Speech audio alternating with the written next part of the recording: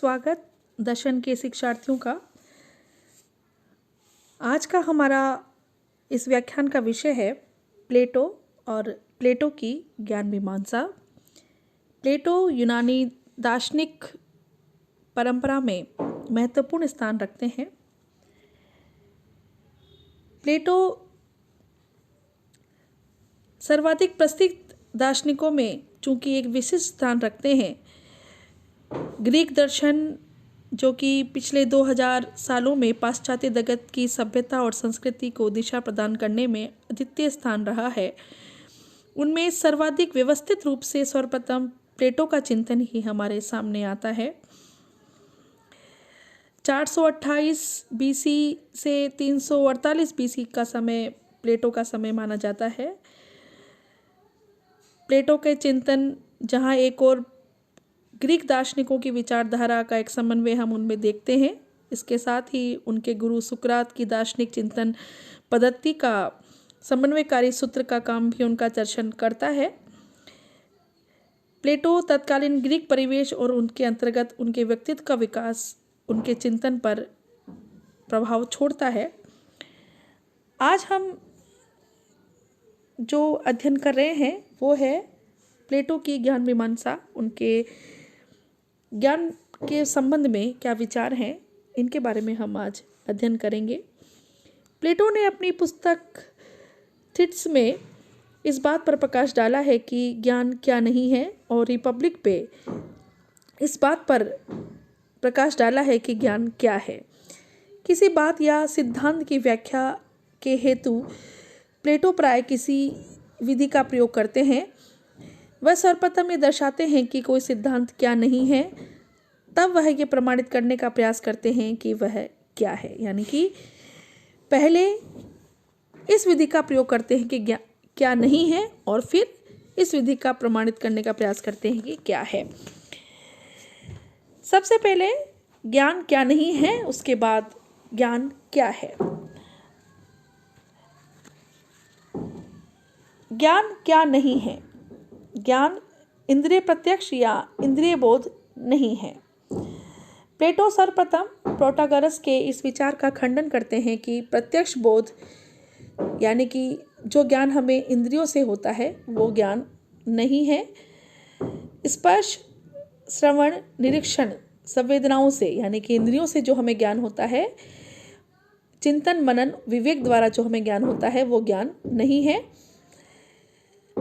प्रत्यक्ष से जो ज्ञान होता है वो हमें विरोधी नजर आता है, विरोधी व्यवहार को प्रेरित करता है। जैसे कि निकट रहने पे कोई वस्तु बड़ी दिखाई देती है और दूर जाने पे वो छोटी दिखाई देती है, तो इंद्रियों से या संवेदनाओं से जो ज्ञान देता है वो हमें विरोधी नजर आता है, विरोधाभास पैदा करता है, इसलिए उसे हम सत्य नहीं मान सकते। इसका मतलब ज्ञान इंद्रियों से नहीं होता। प्रत्यक्ष से ज्ञान हो तो शिक्षण, वाद विवाद, प्रमाण आदि की कोई आवश्यकता नहीं रह जाती, इसलिए वो इंद्रिय बोध से होने वाले ज्ञान को सत्य नहीं मानते, यानी कि ज्ञान जो है वो इंद्रिय बोध से नहीं होता। पुनः यदि सार्वभौमिक सत्य या वस्तुनिष्ठ ज्ञान नाम की कोई वस्तु नहीं है और सभी मनुष्यों के लिए सत्य उसकी संवेदना के अनुसार अलग अलग होता है, यानी कि सत्य सभी के अनुसार अलग अलग है, तो वाद विवाद और प्रमाण की आवश्यकता ही नहीं रह जाती। इसलिए ज्ञान इंद्रिय बोध से हम नहीं मान सकते।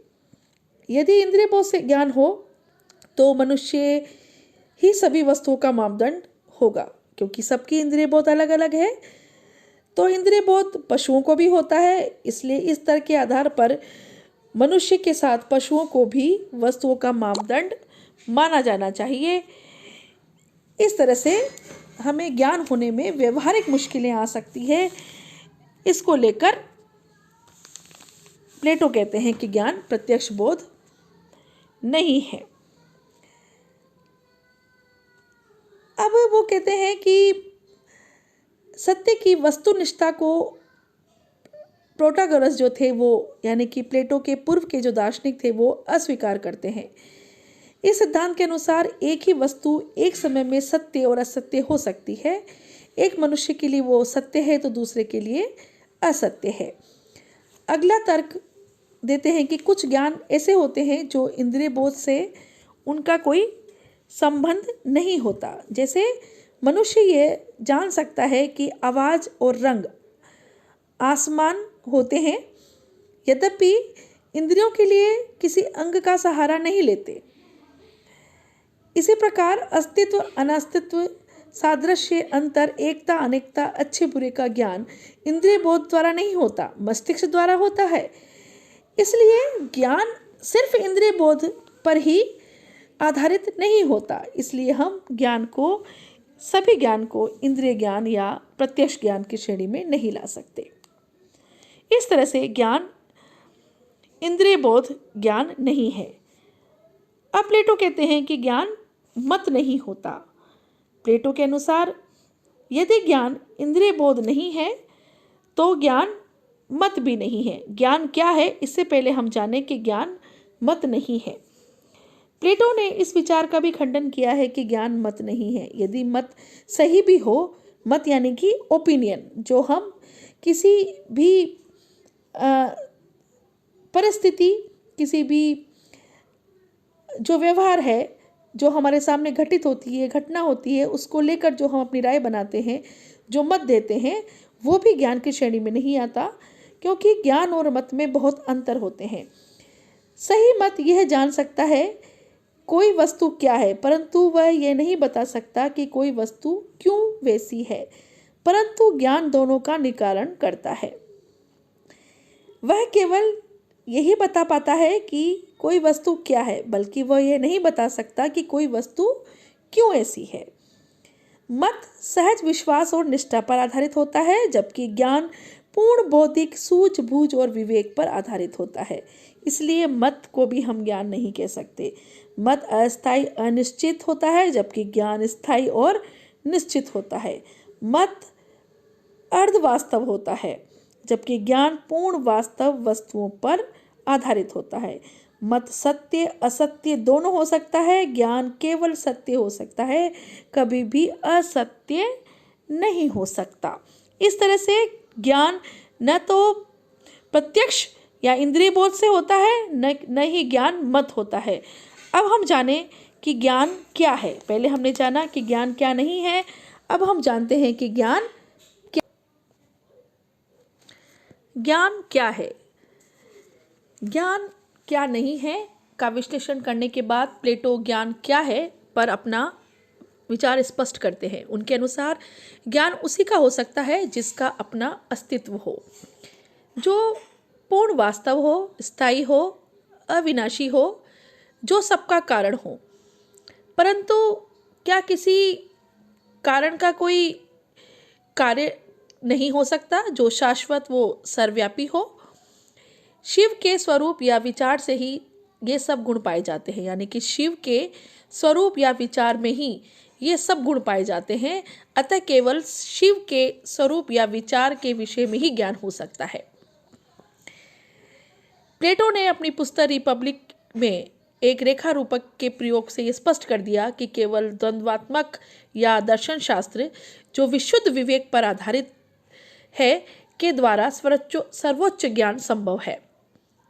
प्लेटो अज्ञान मत, समझ और ज्ञान के अंतर को प्रकट करने के साथ साथ ये भी स्पष्ट कर दिया कि सबका संबंध किन किन विषयों से है और ज्ञान के प्रति ज्ञान की प्राप्ति हमें कैसे होती है।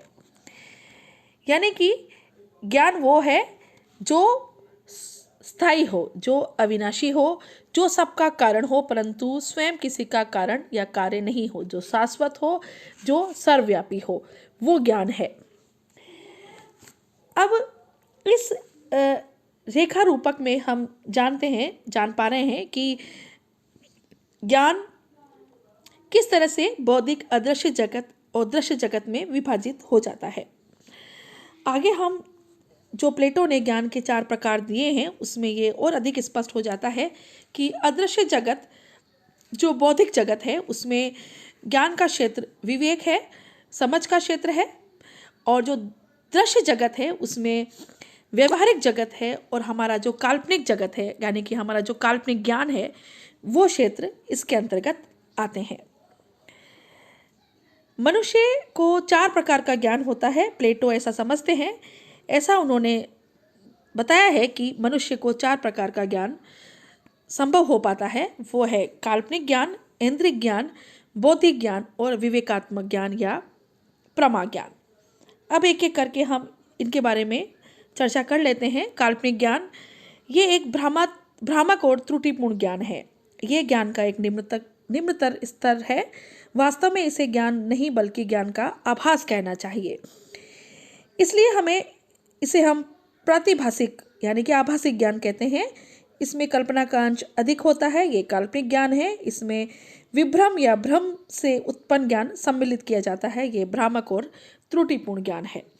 दूसरा ज्ञान है इंद्रिय ज्ञान या व्यवहारिक ज्ञान। इसमें जैसा कि नाम से स्पष्ट हो रहा है कि इंद्रियों द्वारा प्राप्त ज्ञान इसमें सम्मिलित किया जाता है। इसमें सब प्रकार के रूप, रस, गंध, स्वाद, स्वर इत्यादि सम्मिलित हैं। यह व्यवहारिक ज्ञान है। यह पहले ज्ञान से अधिक विश्वसनीय है, फिर भी इसे व्यवहारिक नहीं कहा जाता।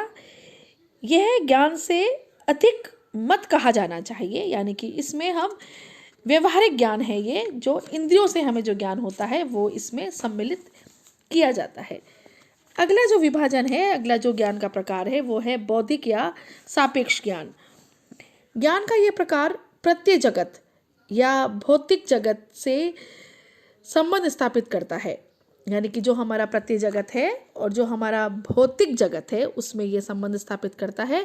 प्लेटो के दर्शन में इसका अत्यधिक महत्व है।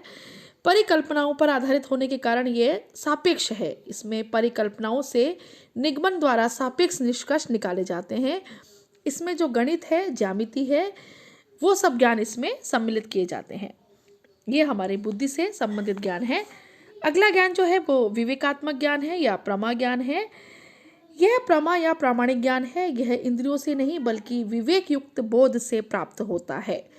यह विशुद्ध प्रत्ययों का ज्ञान है। यह सापेक्ष नहीं बल्कि निरपेक्ष ज्ञान है, यानी कि यह किसी पर निर्भर नहीं है। यह पूर्णतः निरपेक्ष ज्ञान है। यह पूर्वानुमानों पर नहीं बल्कि बोध पर आधारित है। इस तरह से प्लेटो ने 4 प्रकार के ज्ञान हमें दर्शाए हैं। उनके अनुसार जो हमने इस 4 प्रकार के ज्ञान और ज्ञान मीमांसा का जो अध्ययन किया है उससे हम यह निष्कर्ष निकालते हैं कि प्लेटो के अनुसार ज्ञान न मत है, न विश्वास है, न समझ है। यह तो विशुद्ध विवेक का रूप है। ज्ञान की प्राप्ति न भ्रांति से होती है, न संवेदना से होती है, न इंद्रिय बोध से होती है, न साहित्य से होती है, न संगीत से होती है, न विज्ञान से होती है। इसकी प्राप्ति तो दर्शन से होती है। ज्ञान न वस्तुओं की परछाई के बोध से होता है, क्योंकि परछाइयाँ पूर्ण अवास्तविक होती हैं, न वस्तुओं के बोध से होता है, क्योंकि यह अर्धवास्तविक होती है। ज्ञान तो सिर्फ शिव के स्वरूप या विचार के प्रत्यक्ष दर्शन से होता है। अंत में ज्ञान की प्राप्ति न गुफा स्वरूप अंधकारमय जगत में बंदी रहने वाले भ्रांत और अज्ञानी मानव कर सकते हैं, न विश्वास और श्रद्धा की धारा में बहने वाले साहित्यज्ञ, संगीतज्ञ, न मान्यताओं और परिकल्पनाओं से आबद्ध गणितज्ञ वैज्ञानिक कर सकते हैं। इसकी प्राप्ति तो शुद्ध और पवित्र विवेक से प्रेरित होने वाले सिर्फ दार्शनिक ही कर सकते हैं। आज के लिए इतना ही। शुक्रिया, धन्यवाद।